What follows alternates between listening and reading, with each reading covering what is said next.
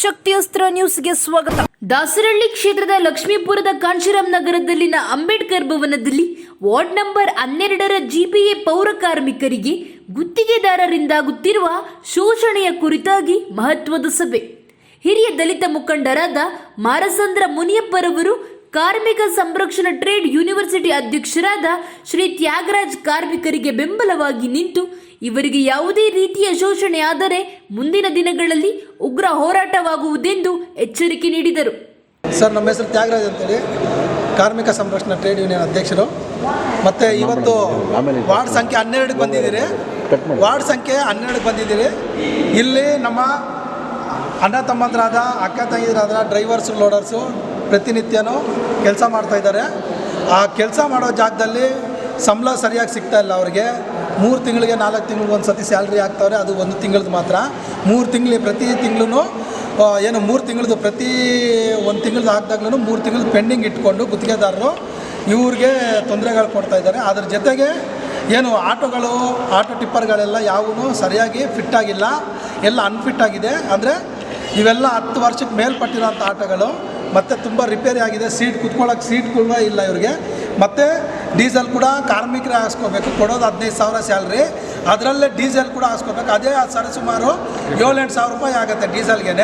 ಇವ್ರಿಗೆ ಅಲ್ಲಿಗೆ ವಾಸ್ತವವಾಗಿ ಕೊಡ್ತಾ ಇರೋ ಸ್ಯಾಲ್ರಿ ಬಂದುಬಿಟ್ಟು 7ರಿಂದ 8 ಸಾವಿರ ರೂಪಾಯಿ ಅಷ್ಟೇ. ಈ ರೀತಿ ಅನ್ಯಾಯಕ್ಕೊಳಪಡಿಸಿ ಮತ್ತು ಇದ್ರ ಜೊತೆಗೆ ESPF ಕಾರ್ಡ್ ಕೂಡ ಕೊಟ್ಟಿರೋದಿಲ್ಲ, ESPF ಕೂಡ ಕಟ್ತಾ ಇರೋದಿಲ್ಲ. ಮತ್ತು ಇದ್ರ ಜೊತೆಗೆ ಏನು ಇವ್ರು ಯಾರು ತೀರ್ಕೊಂಡ್ರೆ ಅವ್ರಿಗೆ ಪರಿಹಾರನೂ ಕೊಟ್ಟಿರೋದಿಲ್ಲ. ಮತ್ತು ಅದ್ರ ಜೊತೆಗೆ ವೀಕ್ಲಿ ಆಫು ಏನು ಪ್ರತಿ ವಾರಕ್ಕೆ ಹಾಫ್ ಡೇ, ಸಂಡೇ ಮತ್ತು ಬುಧವಾರ, ಆ ಥರ ತಿಂಗಳಲ್ಲಿ 8 ದಿನ ಹಾಫ್ ಡೇ ಕೊಡಬೇಕಾಗಿತ್ತು, ಅದನ್ನು ಕೊಡ್ತಾಯಿಲ್ಲ. ಅದ್ರ ಜೊತೆಗೆ ನ್ಯಾಷನಲ್ ಹಾಲಿಡೇಸ್ ಬರುತ್ತೆ. ಆ ನ್ಯಾಷನಲ್ ಹಾಲಿಡೇಸ್ ಕೂಡ ಇವ್ರಿಗೆ ಯಾವುದೇ ರಜೆಗಳು ಕೊಡದೆ ಪೂರ್ತಿ ದಿನ 2:30ವರೆಗೂ 3 ಗಂಟೆ 4 ಗಂಟೆವರೆಗೂ ಎಕ್ಸ್ಟ್ರಾ OT ಅಂದರೆ ಬೋನಸ್ ಆಗಿ 8 ಅವರ್ ಡ್ಯೂಟಿ ಅಲ್ಲದೆ ಇನ್ನೂ 3-4 ಅವರ್ ಅಧಿಕವಾಗಿ ಕೆಲಸ ಮಾಡಿಸ್ಕೊಂಡು ಇವ್ರಿಗೆ ತೊಂದರೆಗೆ ಒಳಪಡಿಸ್ತಾ ಇರ್ತಾರೆ. ಇಂಥ ಸಮಸ್ಯೆಗಳನ್ನೆಲ್ಲ ನಮ್ಮ ಕಾರ್ಮಿಕ ಸಂರಕ್ಷಣಾ ಟ್ರೇಡ್ ಯೂನಿಯನ್ ಅರ್ಥ ಮಾಡಿಕೊಂಡು ಇವ್ರ ಸಮಸ್ಯೆಗಳನ್ನ ಬಗೆಹರಿಸೋದಕ್ಕೆ ಮುಂದಾಗಿದೆ. ಇಲ್ಲಿ ಈಗಾಗಲೇ ಕಮಿಟಿನ ಡಿಕ್ಲೇರ್ ಮಾಡಿ ಇಲ್ಲಿ ಜೀವನ್ ಅನ್ನೋರನ್ನ ಅಧ್ಯಕ್ಷರನ್ನಾಗಿ ನೇಮಕ ಮಾಡಲಾಗಿದೆ. ಇನ್ನು ಉಳಿದಂಥ ಕಮಿಟಿಗಳನ್ನ ಮುಂದಿನ ದಿನಗಳಲ್ಲಿ ನೇಮಕ ಮಾಡ್ತೀರಿ. ಗುತ್ತಿಗೆದಾರರು ಕೂಡ ಸೋಮವಾರದವರೆಗೂ ಸಮಯ ತಗೊಂಡಿದ್ದಾರೆ.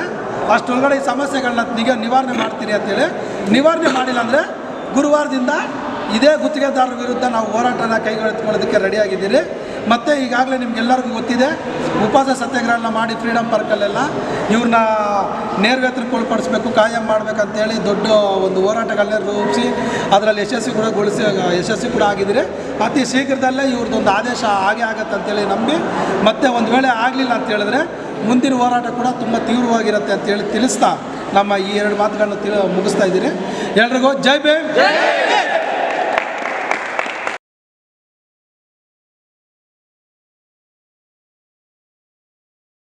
ಶಕ್ತಿಯಸ್ತ್ರ ನ್ಯೂಸ್ ಕನ್ನಡ, ಆಫ್ ಕೋರ್ಸ್ ಇದು ಕನ್ನಡಿಗರ ನಾಡಿಮಿಡಿತ.